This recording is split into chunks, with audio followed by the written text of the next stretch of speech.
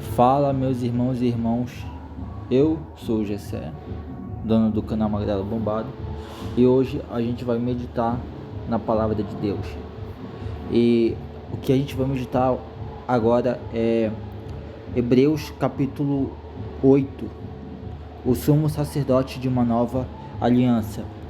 Ou seja, ele é meio que uma continuação ele é uma continuação do capítulo que eu trouxe aqui pro canal, né? Jesus, a semelhança de Jesus com Melquisedeque. Esse capítulo aqui, ele complementa com aquele outro vídeo, esse vídeo aqui. Então, você pode ver esse vídeo aqui primeiro e ver o outro depois, não tem problema. Ou você pode ver o outro primeiro e esse daqui depois, né? O outro vídeo eu falava sobre Jesus semelhante a Melquisedeque, Hebreus 7. E esse daqui é o sumo sacerdote de uma nova aliança. Então, quem quiser acompanhar aí, peguem suas bíblias e abram em Hebreus capítulo 8 que vamos começar. Mas antes de começarmos, é claro, vamos fazer aquela oração aqui, né? Para o Espírito Santo nos dar entendimento da palavra. Senhor Deus, querido Jesus e eterno Pai, nesse momento eu te busco, Pai. Eu peço para que o Senhor nos fortaleça, Pai, para entender a tua palavra e meditarmos nela, não só por ler, mas para levar a palavra para nossa vida,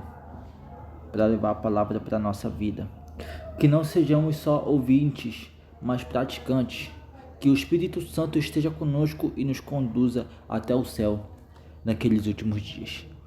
Eu peço e agradeço por essa vida abençoada. Ajude, Pai, a cada um aqui a realizar os seus objetivos, os seus propósitos, a realizarem sonhos, conquistarem metas, porque todos nós temos um propósito nessa vida. Eu creio que o Senhor tem um propósito para mim, e também creio que o Senhor tem um propósito para cada um que está vendo esse vídeo, até aqueles que não estão vendo esse vídeo. Eu peço, Pai, que o Senhor possa nos ajudar a espalhar a palavra ainda mais, nos ajudar a realizar nossos objetivos, que nós tenhamos uma família, construímos uma família e que nós possamos passar isso para os nossos filhos. É isso que eu te peço em nome de Jesus. Amém. Se possível, galerinha, compartilhem esse vídeo, não por visualização, mas para a palavra de Deus ela ser passada, para a palavra de Deus ela se cumprir, para a palavra de Deus chegar no coração das pessoas, para o Espírito Santo reinar no coração das pessoas. Então vamos começar. O mais importante do que estamos tratando é que temos um sumo sacerdote como esse, o qual se assentou à direita do trono da majestade nos céus e serve no santuário, no verdadeiro tabernáculo que o Senhor erigiu e não o homem. Todo sumo sacerdote é constituído para apresentar oferta e sacrifício, e por isso era necessário que também este tivesse algo a oferecer. Se ele estivesse na terra, nem seria sumo sacerdote, visto que já existem aqueles que apresentam as ofertas prescritas na lei.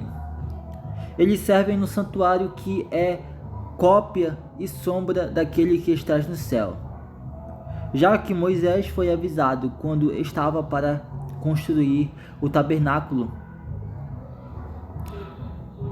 tenha cuidado de fazer tudo segundo o modelo que lhe foi mostrado no monte. Agora, porém, o mistério que Jesus recebeu é superior ao deles, assim como também a aliança da qual ele é mediador é superior à antiga, sendo baseada em promessas superiores. Pois, se aquela primeira aliança fosse perfeita, não seria necessário procurar lugar para outra. Ou seja, aqui estava falando da antiga aliança, né? Os sacrifícios de animais, os sacerdotes. Não era uma coisa perfeita, porque senão não teria outra. Ou seja, Jesus não teria vindo na terra e ele não teria morrido pelos nossos pecados. Porque a prática de sacrificar animais pelos nossos pecados, para não sermos destruídos por Deus no Antigo Testamento, aquilo ali foi algo, como eu posso dizer, algo provisório, algo que Deus criou em misericórdia à humanidade.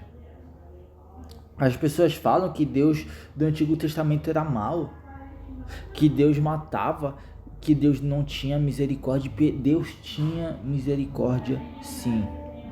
O mesmo Deus do Antigo Testamento é o mesmo do Novo. Deus sempre teve misericórdia com seus filhos. Ele usou Elias, ele usou Salomão, Davi, Eliseu, quem mais? Eliseu, Samuel. Então, Deus ele preparou tudo para a vinda de Jesus. Enquanto Jesus ainda não chegava à terra, né? Deus ou Jesus, ele sempre fazia algo que salvava a humanidade. O povo de Israel foi tirado do Egito quando Deus usou Moisés. O povo de Israel foi salvo das práticas e foi salvo das práticas pagãs da Jezabel, de Baal, por meio do profeta Elias. O profeta Elias foi lá e salvou aquele povo através de Deus. Na verdade, Deus salvou aquele povo através de Elias. Destruiu ali toda aquela idolatria. Então, antes de Jesus vir, Deus ele sempre fazia alguma coisa para que a humanidade ela não fosse a perdição. A prática de matar um cordeiro pelo pecado cometido foi algo que Deus criou por misericórdia a nós. Foi algo, eu não vou dizer algo improvisório, porque como Deus é onisciente, ele sabe de tudo, né? Mas foi algo que Deus criou ali pra gente não ser destruído, né? Enquanto ainda não vinha Jesus, porque Jesus ele foi o sacrifício perfeito, como eu disse, né? Ou seja, ele pagou todos os pecados de uma vez por todas, logo não é mais necessário a pessoa sacrificar animais. Ainda bem, né, mano? Porque senão a igreja hoje em dia seria um lugar macabro, cheio de sangue e tal. Continuando, é por isso que Deus ele colocou uma nova aliança, né? Jesus, ele é o sacerdote da aliança perfeita. Jesus, ele é o sacerdote definitivo. Ele é o sacerdote definitivo. Deus deu um jeito de manter a humanidade viva, vamos dizer assim, até chegar a época de Jesus e ele salvar a humanidade de uma vez por todas. Sim, nós somos salvos, nós já somos salvos. O que determina se a gente vai continuar com a salvação ou perder ela são as escolhas que fazemos no caminho. Hoje mesmo eu ia pecar, eu quase caí no pecado, quase voltei para aquele pecado de estimação, mas não. Deus falou comigo e, cara, Assim, pecar é da hora. Pecar é legal. É legal. Porque se não fosse legal, ninguém pecava, não é mesmo? Pecar é legal. Mas não vale a pena. Tem um momento de alegria, mas é uma alegria passageira. É um prazer passageiro. Não vale a pena, cara. Não vale a pena tu cair no pecado. Porque nem tudo que é legal é bom. Vamos continuar com o texto. Deus, porém, achou o povo em falta. Deus, porém, achou o povo em falta e disse: Estão chegando os dias, declara o Senhor, quando farei uma nova aliança. Ou seja, esse dia seria a vinda do Messias. A vinda do Messias. Com a comunidade de Israel e com a comunidade de Judá, não será como a aliança que fiz com seus antepassados, quando os tomei pela mão para tirá-los do Egito, visto que eles não permaneceram fiéis à minha aliança. Eu me afastei deles, diz o Senhor. Ou seja, o povo foi idólatra e se afastaram de Deus, né? Esta é a aliança que farei com a comunidade de Israel depois daqueles dias, declara o Senhor. Porei minhas leis em sua mente e as escreverei em seu coração. Serei o seu Deus e eles serão o meu povo.